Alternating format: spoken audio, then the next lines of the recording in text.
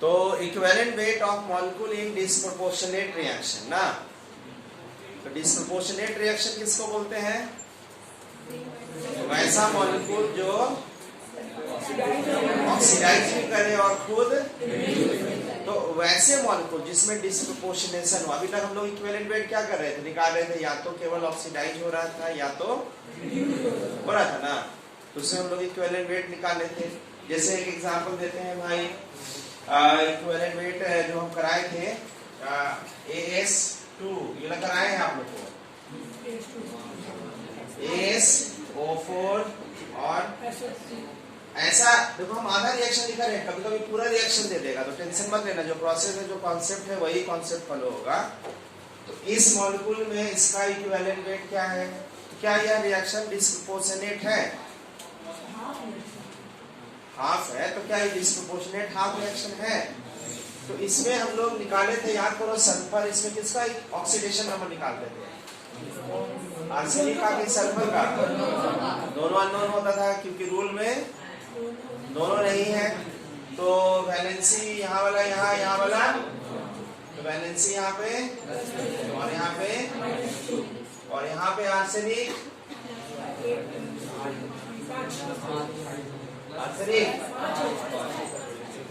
अंजना, यहाँ पे सल्फर, तो यहाँ देखो आर्सेनिक 3 है, 3 से 5 गया तो क्या हुआ? ऑक्सीडेशन की रिडक्शन, यानी इसमें आर्सेनिक ऑक्सीडाइज किया है। सल्फर यहाँ -2 से यहाँ क्या हुआ? -2 से +6, यानी यहाँ पे आर्सेनिक भी ऑक्सीडाइज हुआ, सल्फर भी तो केवल ऑक्सीडेशन वाला एग्जांपल है ना, डिस्प्रोपोर्शनेशन नहीं ना है। अभी हम लोग पढ़ने जा रहे हैं कि डिस्प्रोपोर्शनेशन रिएक्शन में इक्विवेलेंट वेट कैसे निकालते हैं। तो ये तो नॉर्मल है, और इसका कैसे निकालते थे याद करो, इक्विवेलेंट वेट में मॉलिक्यूलर मास बाई क्या? वैलेंसी फैक्टर बोलेगा, हम जिससे पूछेंगे हंजला, ट्राई करो, वैलेंसी फैक्टर क्या होगा?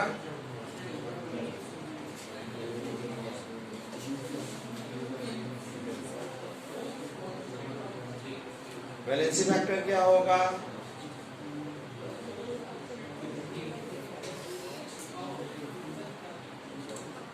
क्लास में कराए हैं, टेस्ट में आ गए तब बनाइएगा, तब वैसे नेगेटिव होगा, बोले सर आता तो था लेकिन थोड़ा थोड़ा मिस्टेक हो गया, ऐसे ही बोलने को सुनने को मिलेगा। उधर 30 बोल रहा है, कुछ लोग मन में हम नहीं बताए, देखते हैं बोल पाता है कि 28, उधर 28, हंजला नहीं बोल पाए, जा टेस्ट में आएगा तो हंजला गड़बड़ा जाएगा, तो 28 ना, कैसे 28 भाई? हंजला देखो, कोई नहीं, हंजला ही समझेगा खाली, बाकी कोई नहीं समझेगा। तो आर्सेनिक के यहाँ पे +3 से +2 लॉस इलेक्ट्रॉन किया कि गेन किया? हंजला लॉस किया, कितना लॉस किया? 2। तो आर्सेनिक का एक एटम 2 लॉस किया, यहाँ कितना एटम है? 2, कितना हुआ जी? 2 × 2 4 इलेक्ट्रॉन लॉस किया, -2 से यहाँ +6 किया, लॉस किया कि गेन किया? कितना लॉस किया? हाँ वाह, सही बात बोल रहे हैं। अपोजिट साइन रहता था तो हम लोग बोले थे ऐड करेंगे। तो एक सल्फर एटम 8 इलेक्ट्रॉन लॉस किया है, कितना? तो 8 यहाँ लॉस किया, 3 यहाँ लॉस किया, मिलाकर तो 4 और 24 मिलाकर कितना? और जो इलेक्ट्रॉन लॉस या गेन करे वही ना वैलेंसी फैक्टर होता है, तो तो इस केस में इक्विवेलेंट वेट आर्सेनिक सल्फाइड का M/28, यहाँ M इसका मॉलिक्यूलर मास और वैलेंसी फैक्टर इसका है ना। वैसे जो हम आपको समझाया वो क्या था? डिस्प्रोपोर्शनेट था कि नॉर्मल रेडॉक्स रिएक्शन था, लेकिन अब हमारा हेडिंग क्या है? अभी रिएक्शन डिस्प्रोपोर्शनेट करेगा। तो डिस्प्रोपोर्शनेट का मतलब याद है, जैसे डिस्प्रोपोर्शनेट का एग्जांपल देते हैं, फास्फोरस चेंज होगा H3PO2 H2 माइनस और PH3, मान लेते हैं एग्जांपल है, ठीक। तो इस केस में फास्फोरस डिस्प्रोपोर्शनेट कर रहा है, कैसे? तो फास्फोरस फ्री स्टेट है तो ऑक्सीडेशन स्टेट, और यहाँ पे फास्फोरस का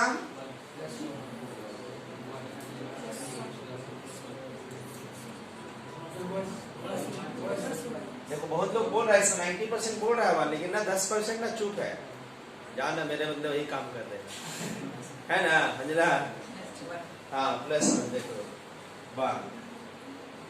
और ई वाला में फास्फोरस में -3। देखो फास्फोरस 0 से +1 क्या हुआ? ऑक्सीडाइज के रिड्यूस, तो ऑक्सीडाइज हुआ, और यहाँ से यहाँ क्या हुआ? तो भाई फास्फोरस ही ऑक्सीडाइज कर रहा है, फास्फोरस ही। तो ऐसा कोई रिएक्शन जिसमें सेम ही एटम ऑक्सीडाइज भी करे और सेम ही एटम, और जो एटम सेम रहे वो सेम मॉलिक्यूल करे, मतलब फास्फोरस एटम ऑक्सीडाइज किया कहाँ वाला? P4 वाला, और फास्फोरस रिड्यूस किया कहाँ वाला? P4 वाला। यानी कि फास्फोरस ऑक्सीडाइज किया P4 वाला और फास्फोरस रिड्यूस कर रहा है H3PO2 वाला, तो वो नहीं होता है। ध्यान सुनना, वो छोटा टर्म है। डिस्प्रोपोर्शनेशन का मतलब हमेशा खाली एटम सेम मत देखना, एटम तो सेम रहे लेकिन जो एटम रहे वो कहाँ किस मॉलिक्यूल का रहना चाहिए? सेम मॉलिक्यूल का रहना चाहिए। ध्यान समझ रहे ना? तो ये डिस्प्रोपोर्शनेशन है। तो ऐसा केस में इसका इक्विवेलेंट वेट ऑफ P4 क्या होगा वो निकालना हमको। ठीक, तो कैसे निकालते हैं इसका तरीका? हाँ, इसलिए तो हम पहले इसको हम सीधे नहीं लिख सकते थे, जान के लिखे कि कुछ लोग कंफ्यूज करेंगे, जैसे आप करेंगे वैसे और लोग भी कंफ्यूज करेंगे, पूछेंगे नहीं, क्योंकि जन्मजात उनका अधिकार है सर मानना, है ना? अरे भाई इसलिए तो हम जान के एग्जाम्पल दिए थे, वरना हम पढ़ा रहे हेडिंग हमारा डिस्प्रोपोर्शनेट है, देने का कोई तुक था बोलो? अरे भाई देखो यहाँ पे फास्फोरस पे कितना है, आर्सेनिक पे कितना, और यहाँ तो क्या हुआ? ऑक्सीडेशन की रिडक्शन। कौन ऑक्सीडाइज किया? आर्सेनिक। सल्फर पे, और यहाँ क्या हुआ? रिडक्शन हो गया, ऑक्सीडेशन। दोनों तो ऑक्सीडाइज ना करा रे, तो दोनों ऑक्सीडाइज करा तो ये आधा रिएक्शन है, रिडक्शन तो है ये नहीं है। अगर सपोज करो, ध्यान सुनना, अगर सपोज करो तुम जो सोच रहा था कि ये ऑक्सीडाइज कर रहा है, ये गलती सोच रहा था मान लिया, तो यहाँ ऑक्सीडेशन अगर आर्सेनिक करेगा, रिडक्शन सल्फर करेगा, थोड़ी डिस्प्रोपोर्शनेशन होगा। ऑक्सीडेशन आर्सेनिक करे तो रिडक्शन भी आर्सेनिक का होना चाहिए। ये नहीं कि सेमी मॉलिक्यूल के अंदर में कोई एटम ऑक्सीडाइज करे और दूसरा एटम रिड्यूस करे, वो डिस्प्रोपोर्शनेशन नहीं होता है, वो तो नॉर्मल रिडॉक्स रिएक्शन होता है ना? तो जो सोच रहा था वो दोनों पॉइंट गलत। क्यों? क्योंकि आर्सेनिक भी ऑक्सीडाइज और सल्फर, अगर गलती से मान सल्फर रिड्यूस भी होता तो दूसरा एटम ऑक्सीडाइज कर रहा है, दूसरा एटम रिड्यूस कर रहा है, तो ये तो नॉर्मल रिडॉक्स रिएक्शन होता है ना? क्या? तो ऐसा केस में ध्यान सुनना, बड़ा आसान है लेकिन याद रहना बड़ा बात है कि इस केस में डिस्प्रोपोर्शनेशन रिएक्शन रहे अगर, तो उस केस में आप ध्यान रखना फास्फोरस का 0 यहाँ पे, मतलब एक एटम एक इलेक्ट्रॉन लॉस किया, एक एटम एक लॉस किया, यहाँ है कितना? इनटू, तो कितना लॉस किया? 4 एटम लॉस किया। तो यहाँ लिख देंगे m/4। ये आंसर नहीं है, फिर से लिखेंगे और फिर से लिखेंगे m/, यहाँ रिडक्शन वाला देखेंगे और दोनों का सम होगा फाइनली। तो बताओ, एक फास्फोरस का 0 यहाँ से, तो एक एटम 3 गेन किया, अरे गेन नहीं बोलने आता, 3 बोल दो, खाली गेन छोड़ दो। माने कभी कभी ना गेन किया कि लॉस किया उसमें बहुत टेंशन होता है, तो कम से कम 3 तो बोल सकते हैं ना भाई। तो यहाँ कितना फास्फोरस? तो 4 है, तो यहाँ पे m/, तो दोनों मिला करके फिर एलसीएम निकाल लीजिए आप। एलसीएम 12, यहाँ 3n और ये m कितना हो गया? m/12। फिर यानी फाइनली इसका इक्विवेलेंट वेट हो गया m/, valency factor 3 finally. But process एक बार ऑक्सीडेशन वाला निकाल लो और एक बार दोनों को प्लस करने के बाद जो वैल्यू होगा वह होगा उस लेकिन किसके लिए एग्जांपल? बहुत लोगों को नहीं अच्छा लग जाता है, अरे वाह अच्छा है, तो आप अच्छा लग जाता है ना, तो पता चलता है हर क्वेश्चन में यही सोचता है, ये काहे नहीं अप्लाई हो रहा है ना? जैसे हम यहाँ डिस्प्रोपोर्शनेशन बताया तो कोई भी लगने लगा ना ऐसा, तो कंफ्यूजन से लगता है ऐसा सबको, तुम्हारा कोई बहुत बड़ा बात नहीं, तुम बोल दिया कुछ लोग चुप हो, ठीक। तो डिस्प्रोपोर्शनेशन में ऐसे ही लिखेंगे।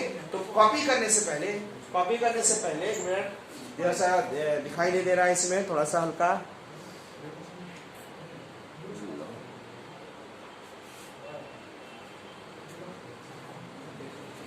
एक क्वेश्चन और दे देते हैं जरा सा आप लोग, डिस्प्रोपोर्शनेशन वाला पहले बना दीजिए। I2 और तो इस केस में आपको इसका इक्विवेलेंट वेट निकालना है, चेक करना है कि पहले ही नहीं कि अभी बताया ना, डिस्प्रोपोर्शनेशन पहले से नहीं मान लेना है, चेक करना है कि एक मिनट रुको, हाँ दिख नहीं रहा है रिकॉर्डिंग में। तो यहाँ लिखते हैं आयोडीन से I माइनस IO3 माइनस, इसमें इक्विवेलेंट वेट आयोडीन का निकालना है, इसको पहले निकाल लीजिए तब कॉपी कर लीजिए, है ना सब लोग।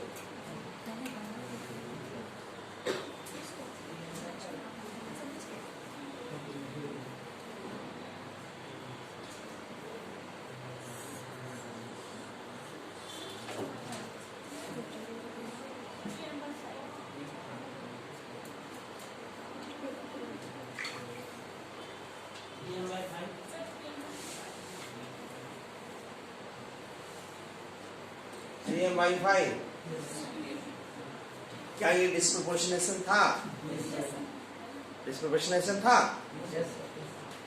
तो सब लोग करने दो, सब लोग को मौका दिया जाए। आ गया, देखते हैं, देखो डिस्प्रोपोर्शनेशन है क्या ये? आयोडीन का 0 और ये प्लस I, वाह आर्यन भी बोल रहा है। तो यहाँ कितना 1 है, तो 2 एटम है तो 2 M/E प्लस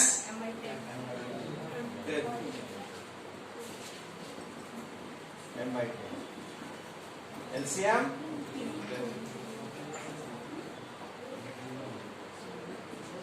है ना 6 M/E, तो M/E तो वैलेंसी फैक्टर कितना हो गया? वैलेंसी फैक्टर, अरे वैलेंसी फैक्टर तो मॉलिक्यूलर मास होगा सब ना, वैलेंसी फैक्टर 5 है कि ना? नहीं, वैलेंसी फैक्टर 5 है कि ना?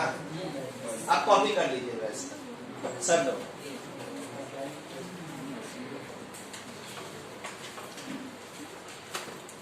Equivalent weight of molecule which shows mixed behavior in redox reaction। Mix behaviour का मतलब ये हेडिंग बनाए हैं, वो बोली ना सोनाली, तो कुछ वो लिखा दिया पीछे, तो हम लिखा दिए। मिक्स बिहेवियर का मतलब याद करो, हम एग्जांपल दे रहे हैं आपको, ध्यान सुनिएगा।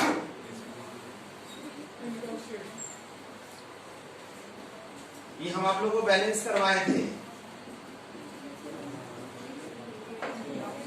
ठीक, बैलेंस करवाए थे, बैलेंस सबको पता है आप लोगों को। ऐसा क्वेश्चन जब मिक्स बिहेवियर रहेगा ना जहाँ पे, वहां पे ना आप लोग को रिएक्शन बैलेंस दिया रहेगा।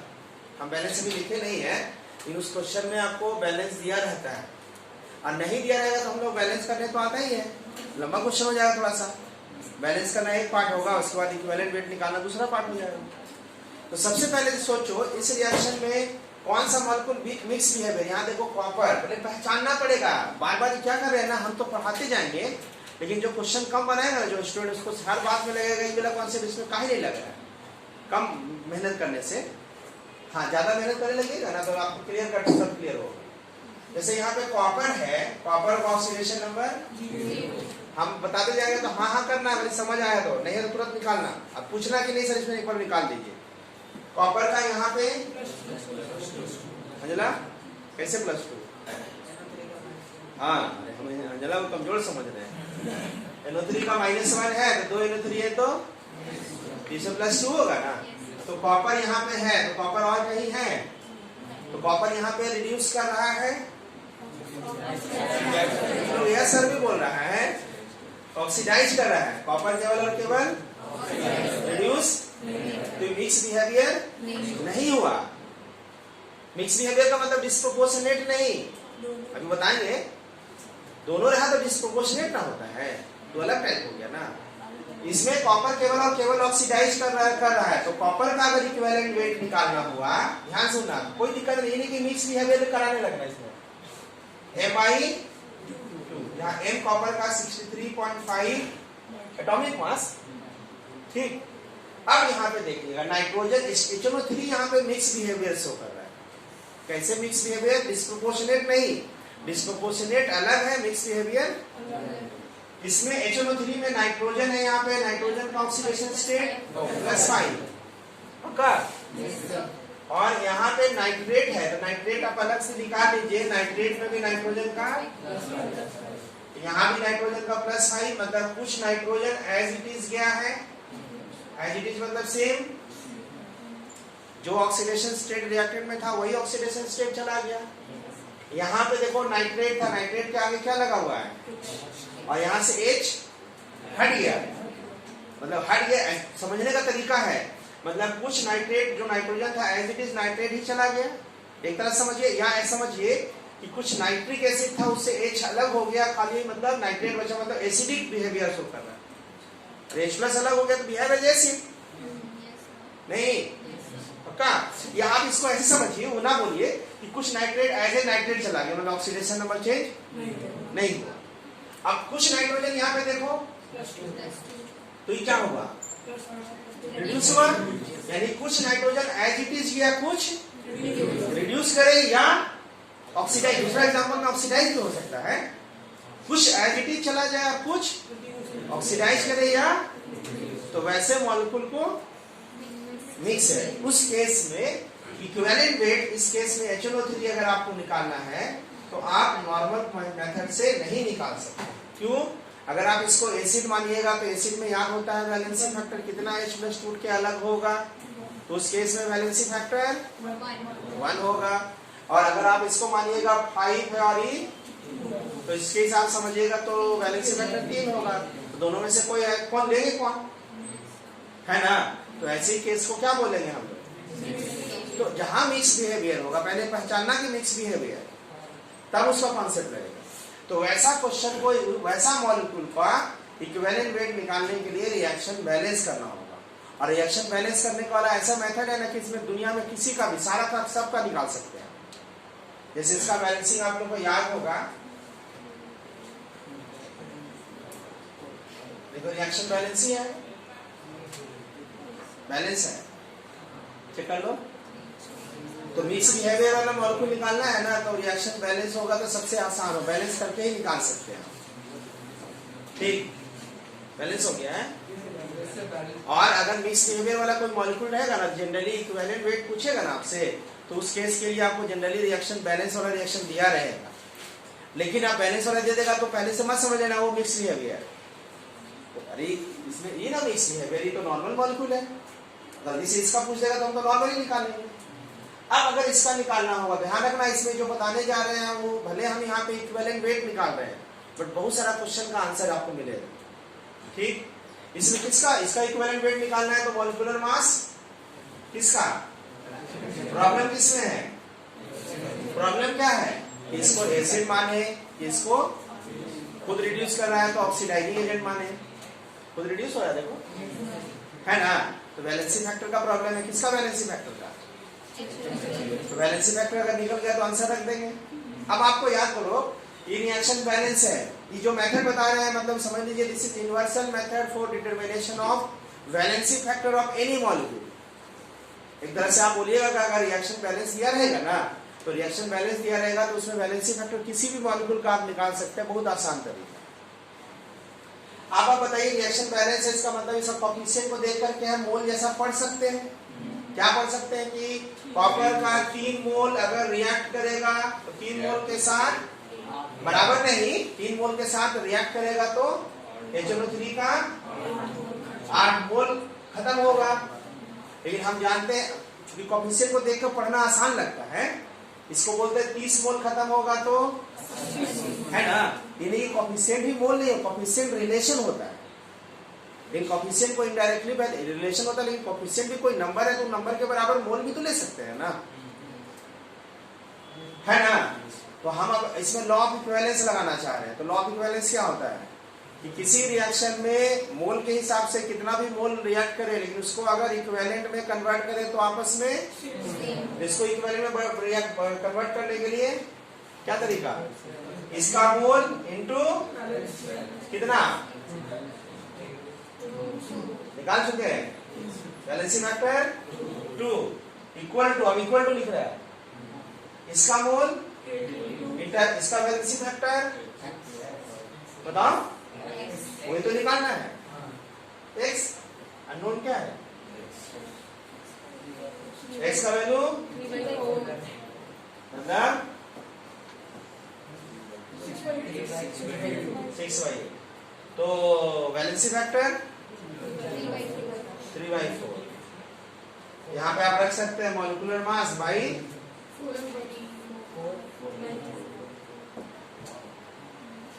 नहीं हो गया। यानी आप इसको अगर दूसरे शब्द में समझिए कि कोई रिएक्शन अगर बैलेंस करके दिया हुआ है, किसी का अगर हम किसी एक मॉलिक्यूल का भी बैलेंसिंग फैक्टर पता है तो उसके मदद से हम किसी का भी बैलेंसिंग फैक्टर निकाल सकते हैं, है कि नहीं।